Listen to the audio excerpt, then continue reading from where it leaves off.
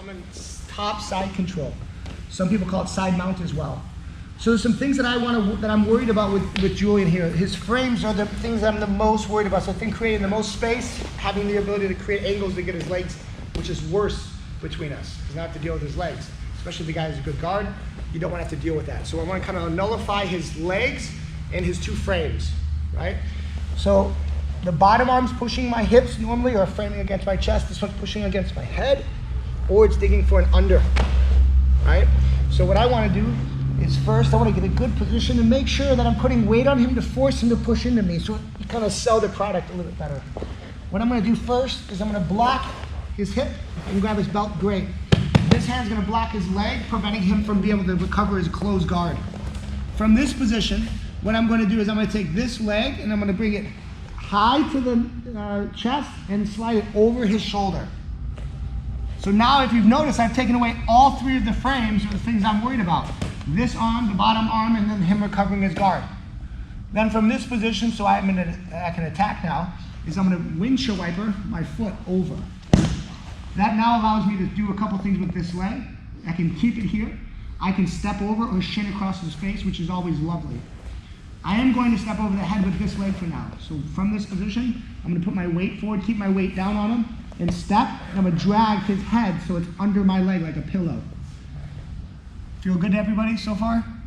From this position, this is a fish, he has the whole ocean to swim right now. So I want to catch that fish. I'm not going to be able to do that in the sea, in the ocean. So I want to make the ocean into a pond. You see I've limited his ability to move this arm by half the distance. Then once I have control over it, or we got it in a smaller pond, I want to get control over it. So I like to use my head because I know that I can connect to his arm with my head. Once I have connection, my bottom arm, the one closest to his head, is going to come out, and I'm going to grab the radial bone, the thumb of his arm, and I'm going to turn it like a bicycle grip. From here, I'm going to grab my own elbow, and I'm going to pinch my elbows together, and I'm going to think about lifting and pushing down, if I can, or just lean my weight forward. Julian's got long arms, so sometimes if I just do this, his arm's too long, so I have to kind of create a little bit more space. Make sense, everybody? Or push down this way.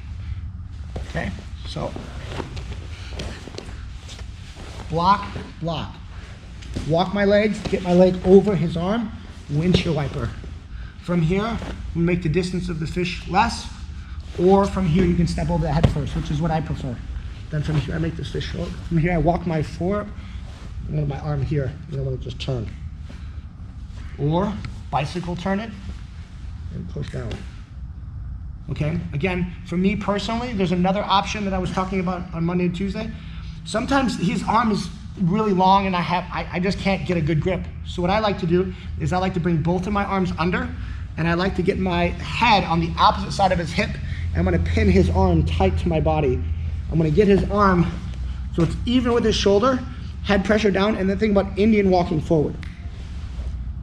So my radial bone is attacking right below his elbow, and I'm just army crawling, putting my weight down on it.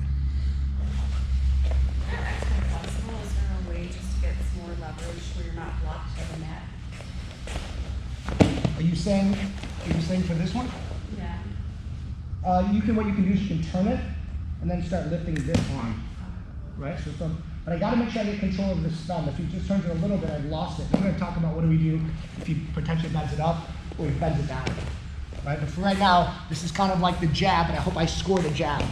I'm just going for it. If it doesn't work, then I go to this one, and then we'll talk about if he turns and all that jazz. So let's get to it. Straight on lock. First one. Questions? 1, 2, 3.